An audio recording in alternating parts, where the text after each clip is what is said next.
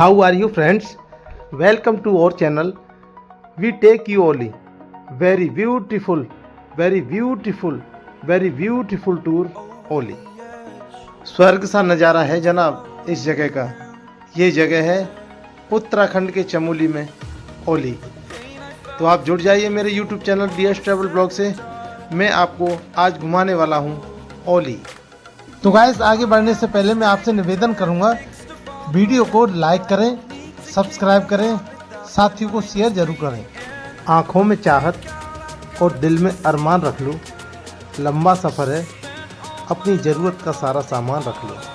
तो चलिए साथियों, हम निकल पड़ते हैं इस टूर के लिए।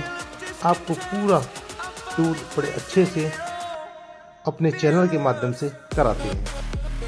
तो साथियों, आज का टूर है हमारा मथुरा से ओली उत्तराखंड के लिए। साथियों, ओली उत्तराखंड के चमोली ज़िले में स्थित है। यह एक हिल स्टेशन है। यह अपनी खूबसूरत प्राकृतिक सुंदरता और शानदार स्केलिंग ढलानों और शांत वातावरण के लिए जाना जाता है। साथियों, यहाँ पर बर्फबारी का आनंद लेने के लिए देश दुनिया से लोग आते हैं। तो चलिए साथियों, हम आपको लेकर चलते हैं ओली उत्तराखंड चमोली। मथुरा से 700 और हरिद्वार से 300 किलोमीटर के डिस्टेंस पर है ओली। आप इस सफ़र को अपनी सुविधा के अनुसार तय कर सकते हैं। रास्ते में कई और भी सुंदर जगह आपको देखने के लिए मिलेंगी। मथुरा से आप ट्रेन द्वारा हरिद्वार तक आ सकते हैं। फिर उसके बाद में आप यहां से टैक्सी ले सकते हैं, क्योंकि आगे ट्रेन की सुविधा नहीं है। इसके अलावा आप हवाई यात्रा करके भी ओली आ सकते हैं। उसके लिए आपको देहरादून एयरपोर्ट आना होगा और फिर उसके बाद में देहरादून से टैक्सी द्वारा आप ओली पहुंच सकते हैं। इसके अलावा आप बस द्वारा भी ओली पहुंच सकते हैं। मथुरा से हरिद्वार के लिए 24 आवर्स बस मिलती हैं। हरिद्वार से ओली के लिए भी कंटिन्यू बस जाती है। शायद मेरे अंदाज से रात में न जाती हूँ, लेकिन दिन में हर समय आपको ओली के लिए बस मिलेंगी। और जो लोग अपनी पर्सनल कार और बाइक से जाना चाहते हैं तो उनके सफ़र का तो मज़ा ही अलग है। और ख़ासकर बाइक का तो साथियों मज़ा ही बहुत मज़ेदार है। जिंदगी जिंदा दिली का है नाम, मुर्दे क्या खाक जिया करते हैं। और सफ़र तो सफ़र है, हम तो इरादों के साथ सफ़र को भी नाप लिया करते हैं। तो फिर आप हो जाइए तैयार और निकल पड़िए ओली के इस टूर के लिए। इसमें हमारा आपके लिए संपूर्ण सहयोग रहेगा। साथियों, मैं आपको बताने वाला हूं कि ओली किस समय जाना ज़्यादा अच्छा है।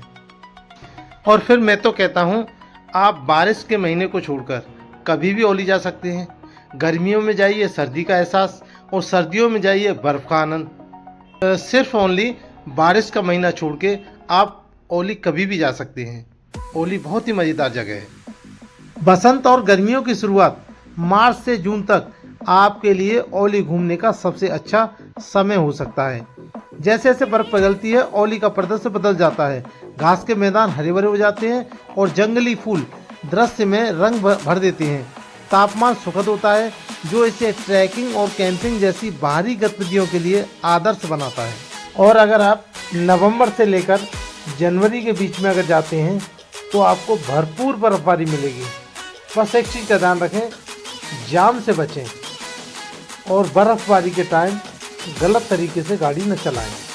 तेरी खूबसूरती मुझे याद आती है, यहाँ से जाने के बाद बस यहाँ की याद आती है। ये समय सर्दियों का है और यहाँ पर लोग बर्फबारी का आनंद लेने के लिए सर्दियों में ज़्यादा जाते हैं। तो साथियों, नवंबर, दिसंबर, जनवरी और फरवरी, ये इस मौसम में ये महीने बहुत ही खास हैं, क्योंकि बर्फबारी ज़बरदस्त होती है। तो साथियों, यहाँ पर आप बर्फबारी के साथ साथ में कई और चीज़ों का भी आनंद ले सकते हैं।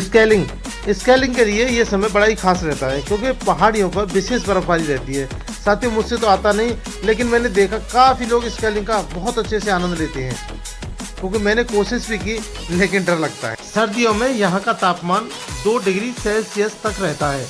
वैसे मैं आपको बता दूँ, 10 डिग्री सेल्सियस से ऊपर नहीं जाता। सर्दियों में घूमने के लिए काफ़ी दूर दूर से लोग आते हैं। लेकिन साथियों, मैं आपको बता दूं, वैसे आप जनवरी और अप्रैल के बीच में अगर आते हैं तो बर्फ़बारी तो नहीं होगी लगभग, पर हाँ, मौसम बहुत ही मस्त मिलता है। अगर बर्फबारी का आनंद लेना है तो वो आपके लिए दिसंबर से जनवरी तक ज़्यादा। तो आओ चलें ओली की ओर। स्वर्ग सा नज़ारा है जनाब ओली का। हिमालय की शीतलता और आकर्षणों का संगम है यहाँ। बर्फबारी में लिपटी यह खूबसूरती दिल को छू लेती है जहाँ। आइए देखिए और महसूस कीजिए ओली का जादू है यहाँ। तो साथियों, मेरी यह वीडियो आपको कैसी लगी कमेंट बॉक्स में ज़रूर बताइएगा। लेकिन सबसे पहले आप चैनल को सब्सक्राइब करें, लाइक करें, साथियों को शेयर करें, क्योंकि जिससे कि मेरी आने वाली हर वीडियो आपको नोटिफिकेशन के साथ में सबसे पहले मिले। तो साथियों, जब हम ओली जाते हैं तो आप ये जानने की कोशिश करेंगे कि गाड़ी प्रॉपर ओली पहुंचती है या उससे पहले ही हमें ब्रेक डाउन करना पड़ेगा। तो साथियों, मैं आपको बता दूं, हम जोशीमठ तक ही अपनी टैक्सी, बाइक, जो भी साधन है ले जा सकते हैं। उसके बाद में ऑप्शन दूसरे मिलेंगे हमारे। मथुरा से जब आप चलेंगे तो सबसे पहले आप हरिद्वार पहुंचेंगे और आपका एक दिन हरिद्वार में ही खराब होगा। खराब नहीं होगा क्योंकि हरिद्वार है ही ऐसी जगह कि वहाँ एक दिन तो लगना ही लगना है। हरिद्वार के बाद में आप फिर आगे बढ़ेंगे ऋषिकेश होते हुए सीधे क्या कई जगह और भी आपको घूमने के लिए मिल जाएंगे, क्योंकि जोशीमठ तक काफ़ी सुंदर सुंदर जगह देखने को मिलती हैं। तब आप जोशीमठ पहुंचेंगे और जोशीमठ पहुंचने के बाद में आपको वहां स्टे करने के बाद या तो आप रूम ही लेना पड़ेगा आपको किसी होटल वगैरह में। उसके बाद में आप वहां से रोपवे द्वारा या टैक्सी द्वारा, जैसा आप उचित समझें उसके द्वारा ओली पहुंचेंगे। एक सबसे गजब की और मज़े की बात तो ये है, आप हरिद्वार तक किसी भी साधन से पहुँचें। हरिद्वार से आपको बाइक, बुलेट या फिर स्कूटी भी आप रेंट पर ले सकते हैं, जिसमें बाइक का भाड़ा होता है करीब 800 रुपये और बुलेट का होता है 1000 रुपये और स्कूटी का होता है करीब 800 रुपये। तो आप ये भी ले सकते हैं जिससे कि आप ओली पहुँचेंगे। तो साथियों, ये आपके ऊपर निर्भर करता है आप किस तरह से जाना चाहते हैं। टैक्सी का भाड़ा करीब 5 से 6000 रुपये होता है और अगर मतलब ग्रुप में जाना चाहते हैं तो वहाँ से करीब एक पर्सन का 1200 से 1500 के बीच में किराया होता है। तो साथियों, सारी जानकारी मैं आपको दे रहा हूँ। आपको कोई भी दिक्कत आती है तो आप मुझसे भी, डिस्क्रिप्शन में मेरा नंबर है, आप मुझसे कांटेक्ट कर सकते हैं। मैं बाकी सलाह आपको और भी दे सकता हूँ। ये जो मैंने भाड़े की जानकारी आपको दी है, जो आप किराया है, ये साथियों हरिद्वार से है। मैंने मथुरा से नहीं बताया, हरिद्वार से बताया, क्योंकि आप हरिद्वार तक तो ट्रेन से, बस से जैसे ही पहुँचेंगे, लेकिन फिर वहाँ से आपको दूसरा साधन पकड़ना होगा। तो इसलिए आपको मैंने ये बताया हरिद्वार से इतना भाड़ा लगता है। साथियों, इन सुंदर वादियों से निकलते हुए आप जोशीमठ पहुँचेंगे। जोशीमठ से पहले आपको कई चीज़ें, देवप्रयाग, रुद्रप्रयाग, मतलब कई चीज़ें और देखने के लिए मिल जाती हैं। तो मैं चाहूँगा कि बड़े धीरे धीरे और मस्ती के साथ में जाएं, जिससे कि कोई भी जगह आपसे छूट नहीं जाए। जोशीमठ में रुकने, ठहरने और खाने पीने की व्यवस्था तो एकदम चकाचक है। साथियों, जैसा आप खाना चाहते हैं वैसा खाना भी मिल जाएगा और जिस क्वालिटी का, मतलब क्वालिटी के साथ साथ में जैसा, मतलब महंगा सस्ता जैसा आप लेना चाहते हैं उस तरह का सारी व्यवस्थाएं वहाँ पर मौजूद हैं। साथियों, एक दिन का, एक टाइम का खाना आपको 150 से 200 के बीच में भी मिल जाता है। इस टूर में साथियों आपको कई सारे बहुत ही सुंदर मठ, मंदिर, बौद्ध विहार, गुरुद्वारे आपको देखने के लिए मिलेंगे। तो अपना कीमती समय अपने हिसाब से आप एंजॉय कर सकते हैं, घूम सकते हैं, देख सकते हैं। हरिद्वार से जोशीमठ पहुंचने में करीब 10 से 12 घंटे लगते हैं। साथियों, जोशीमठ तो पहुंच गए, अब बात आती है जोशीमठ से ओली पहुंचने की। तो साथियों, मैं आपको बता दूं, ओली, जोशीमठ से ओली करीब 18 से 20 किलोमीटर है, जिसमें आप टैक्सी द्वारा या फिर रोपवे द्वारा, जैसा आप कुछ समझें उस हिसाब से जा सकते हैं। और सबसे अच्छा ऑप्शन है, अगर आप पैदल चलने के शौकीन हैं तो आप पैदल भी जा सकते हैं, लेकिन पैदल समय ज़्यादा लगता है और समय ज़्यादा ख़राब भी होता है। तो आप, मेरा मानना है, रोपवे द्वारा जाएं तो ज़्यादा अच्छी बात है, क्योंकि उससे काफ़ी अच्छी सुंदर जगह और सुंदर सीनरी देखने को मिल जाती है। मेरे हिसाब से साथियों रोपवे का सफ़र सबसे अच्छा है। जोशीमठ से औली के लिए रोपवे द्वारा जाएं। और साथियों मैं आपको बता दूं, यहाँ से हमें टिकट मिलेगी जो कि जोशीमठ से और औली का किराया 1000 रुपये है, जो कि सबसे अच्छा है। केबल कार में ऊपर ट्रॉली में बैठकर जब हम चलेंगे तो नीचे का नज़ारा बहुत ही अच्छा लगता है और सेफ सोच पहुँचते हैं। साथियों सबसे सुंदर और सबसे अच्छा नज़ारा रहता है केबल कार यानी रोपवे का। तो चलिए रोपवे का सफ़र करने के बाद में हम पहुंचते हैं औली।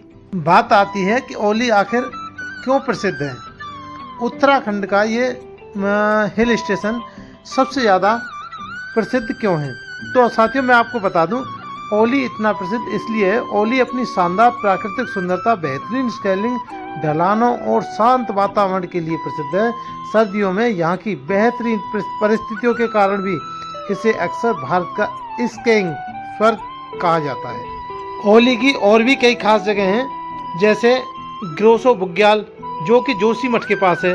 इसके अलावा आप नंदप्रयाग, माना विलेज, औली आर्टिफिशियल लेक और नरसिम्हा मंदिर भी आप बड़े प्यार से घूम सकते हैं। साथ ही आप यहाँ के पहाड़ों के खास रेस्टोरेंट में जाकर खाना पीना भी बड़े मज़े से खा सकते हैं। इस बार जब भी आप आएँ तो साथियों इस पहाड़ी क्षेत्र के खास जगह पर जाना न भूलें। औली में आप कम से कम 3 दिन रुकें, तभी आप औली का भरपूर आनंद ले सकते हैं, क्योंकि यहाँ पर जो देखने के लिए जगह हैं उनके लिए कम से कम 3 दिन होने ज़रूरी हैं। बाकी आपके सफ़र में कितना समय ख़राब होता है वो आपके ऊपर है, लेकिन औली में रुकने के लिए 3 दिन कम से कम होने चाहिए। तो चलिए मैं आपको बता दूं कि औली कब पहुंचा जाए, कौन सा समय औली के लिए ज़्यादा मज़ेदार है। औली में सबसे ज़्यादा मज़ा स्नो का होता है, जो स्नो दिसंबर, जनवरी, फरवरी, मार्च इन 3-4 महीनों के अंदर ही ज़्यादा होती है। तो साथियों आप स्नोफॉल का मज़ा लेने के लिए औली में पहुँचें तो वो महीने जनवरी, फरवरी, मार्च और जनवरी से पहले दिसंबर में ही पहुँच सकते हैं। औली की हर इन्फॉर्मेशन के साथ में हमने आपके लिए यह वीडियो तैयार की है। तो साथियों ये टूर हमारा ऐसे ही नहीं है, आपके लिए विशेष है। आप जब भी औली टूर पर जाएं हमारे वीडियो पूरा देख कर जाएं। बाकी अगर कोई जानकारी आपको चाहिए तो आप डिस्क्रिप्शन में से हमारा नंबर लेकर और हमसे कांटेक्ट कर सकते हैं। सारी जानकारियां आपको बखूबी मिलेंगी। साथियों अगली वीडियो के साथ में हम फिर उपस्थित होंगे, देखते रहिए। तब तक आप हमारे YouTube चैनल DS ट्रैवल के माध्यम से औली टूर, अगली वीडियो के साथ में हम फिर उपस्थित होंगे। तब तक के लिए आप सभी को हमारी तरफ से प्यार भरा नमस्कार।